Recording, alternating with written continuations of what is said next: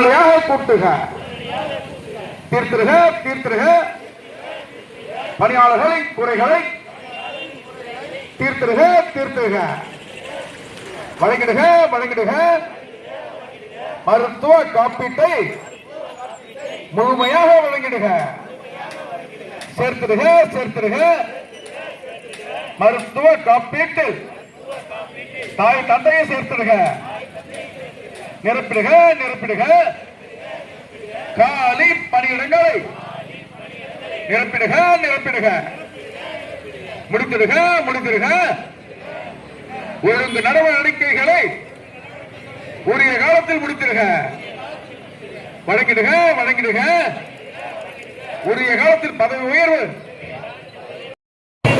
வெற்றி பெறும் வரை வெற்றி பெறும் வரை போராட்டம் இது போராட்டம், போராட்டம் இது போராட்டம். 21 அம்ச கோரிக்கைகளை வலியுறுத்தி நடைபெறும் போராட்டம் இது போராட்டம். ஒழித்துடு ஒழித்துடு ஒழித்துடு ஒழித்துடு சிபிஎஸ்ஐ ஒழித்துடு, வழங்கிடு வழங்கிடு பழைய ஓய்வூதிய திட்டத்தை மீண்டும் வழங்கிடு, மீண்டும் வழங்கிடு பழைய ஓய்வூதிய திட்டத்தை மீண்டும் வழங்கிடு. வஞ்சிக்காது வஞ்சிக்காது அரசு ஊழியர்களை வஞ்சிக்காது வஞ்சிக்காது. என்னாச்சு என்னாச்சு தேர்தல் வாக்குறுதி என்னாச்சு? ஏமாற்றாது ஏமாற்றாது ஏமாற்றாது ஏமாற்றாது அரசு அலுவலர்களை ஏமாற்றாது, அரசு அலுவலர்களை ஏமாற்றாது, அடக்காது அடக்காது அரசு அலுவலர்களை அடக்காது. என்னாச்சு என்னாச்சு? அனைவருக்கும் காலமுறை ஊதியம் என்னாச்சு என்னாச்சு? வஞ்சிக்காது வஞ்சிக்காது கிராம உதவியாளர்களை வஞ்சிக்காது சத்துணவு பணியாளர்களை வஞ்சிக்காது வஞ்சிக்காது வஞ்சிக்காது வஞ்சிக்காது அங்கன்வாடி பணியாளர்களை வஞ்சிக்காது வஞ்சிக்காது ஊர்ப்புற நூலர்களை வஞ்சிக்காது வஞ்சிக்காது வழங்கிடுக வழங்கிடுக 4% பதவி உயர்வு 4% பதவி உயர்வு மாற்றுத்திறனாளிகளுக்கு வழங்கிடுக வழங்கிடுக அமல்படுத்த அமல்படுத்த உச்சநீதிமன்ற தீர்ப்பை மாற்றுத்திறனாளிகளுக்கு அமல்படுத்த அமல்படுத்த உயர்த்துக உயர்த்துக. தமிழகம் முழுவதும் நடைபெறுகின்ற இந்த அனைத்துறை சங்கங்களின் கூட்டமைப்பு சார்பிலே நடைபெறுகின்ற இந்த ஆர்ப்பாட்டத்தில் மயிலாடுதுறையில் கலந்து கொள்வதற்கான வாய்ப்பளித்த தோழர்களுக்கு முதல் நன்றியை தெரிவித்துக் கொள்கிறேன்.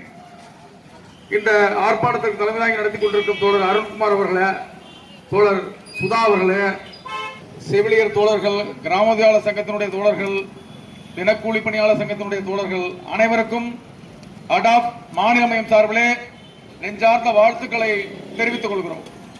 தோழர்களை, இன்றைய தினம் நாம் இந்த ஆர்ப்பாட்டம் நடத்த வேண்டியதற்கான அவசியம் என்ன இருக்கிறது?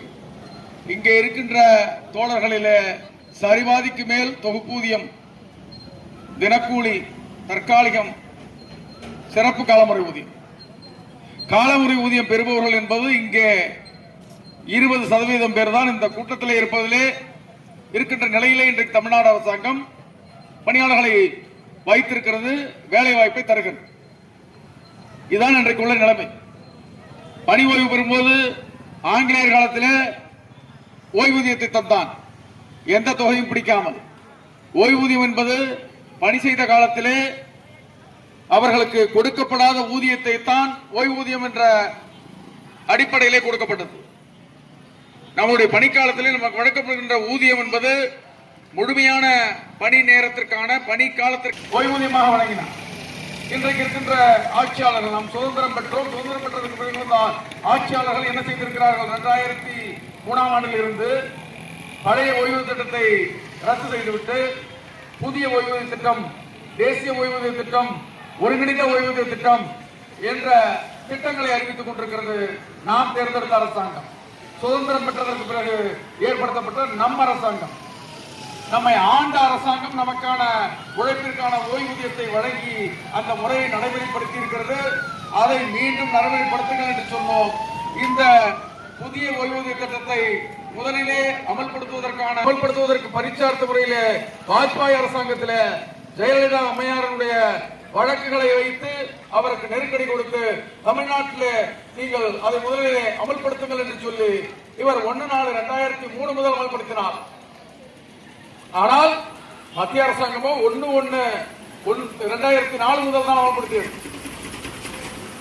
இந்த தமிழ்நாட்டிலே இவ்வாறான ஒரு கொடூரம் இந்த அம்மையார் அரங்கேற்றி சென்றார்கள். அவர்களை கொண்டு வந்து விட்டது. அவர்கள் ஆளுகின்ற 4 மாநிலங்கள், பிற மாநிலங்கள் 3 மாநிலங்கள் கொண்டு வந்திருக்கிறார்கள். இங்க இருக்கின்ற தமிழ்நாடு அரசாங்கம் வைத்திருக்கின்ற அந்த சிபிஎஸ் என்ற திட்டம், சிபிஎஸ் என்பது ஓய்வூதிய திட்டமே கிடையாது, அது சிபிஎஸ் என்ற திட்டம் தான். பங்களிப்பு ஓய்வூதிய திட்டம் என்று, ஓய்வூதியமே இல்லாத திட்டத்திற்கு பங்களிப்பு ஓய்வூதிய திட்டம் என்று பெயர் வைத்து ஏமாற்றி இருக்கிறார். இன்றைக்கு நம்முடைய பணியாளர்களிடமிருந்து பிரிக்கப்பட்ட தொகை 90,000 கோடி.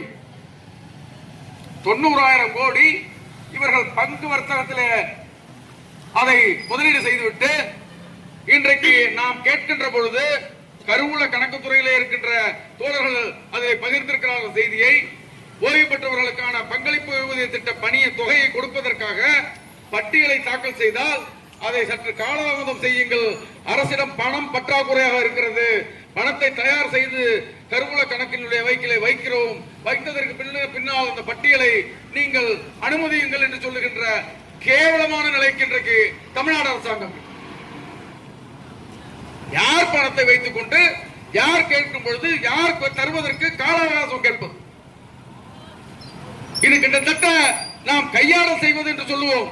அந்த கையாடல் செய்திருக்கிறது தமிழக அரசாங்கம். இன்றைக்கு நம்மளுடைய பணத்தை கையாடல் செய்துவிட்டு திட்டத்தை மாற்றுவதற்கு உங்களுக்கு தயக்கம். ஆனால் வாக்கு கேட்டு வரும்பொழுது அரசியல் களத்தில் நீங்கள் என்ன சொல்லிவிட்டு சென்றீர்கள்? பழைய ஓய்வு திட்டத்தை நாங்கள் வந்தால் அமல்படுத்துவோம். உங்களுக்கு ஏமாற்ற தெரியும் என்றால் எங்களுக்கு ஏமாறவும் தெரியும், ஏமாற்றவும் தெரியும். ஏனென்றால் அதற்கு வரலாற்றிலே ஆதாரம் வைத்திருக்கிறது அரசு பணியாளர் அமைப்புகள். 2003ஆம் ஆண்டு வேலைநிறுத்தத்திலே இந்த அம்மையார் கொடூரமாக 1,70,000 பேரை வேலையில் இருந்து டிஸ்மிஸ் செய்தது. அவர்கள் ஆட்சிக்கு வர முடியாமல் அவர்களை 40 தொகுதிகளிலும் எதிர்க்கட்சி கூட்டணியை பாராளுமன்றத்திலே வென்றெடுக்க செய்கின்ற முதல் வரலாறை படைத்தது அரசு பணியாளர் இயக்கங்கள். அடுத்தபடியாக 2006 தேர்தல் நடந்தது. தேர்தல் நடக்கும் பொழுது அன்றைக்கு இருக்கின்ற ஆளும் அரசாங்கமாக வந்த திமுக கிட்டத்தட்ட 35 தொகுதிகளிலே ஆட்சி மாற்றமே இவர்களுக்கு ஆட்சியா அவர்களுக்கு ஆட்சியா என்று சொன்னது 35 தொகுதிகள். 35 தொகுதிகளில் தபால் வாக்குகளால் மட்டுமே வெற்றி பெற்றார்கள். அப்படியான வரலாற்றை படைத்தது அரசு பணியாளர் இயக்கங்கள். ஏதோ எடுத்தோம் கவிழ்த்தோம் என்று நீங்கள் பேசிவிட்டோம், பார்த்துக் கொள்ளலாம் என்று நினைத்தால் நாங்களும் பார்த்துக் கொள்வோம் என்று சொல்லத்தான் இந்த ஆர்ப்பாட்டம்.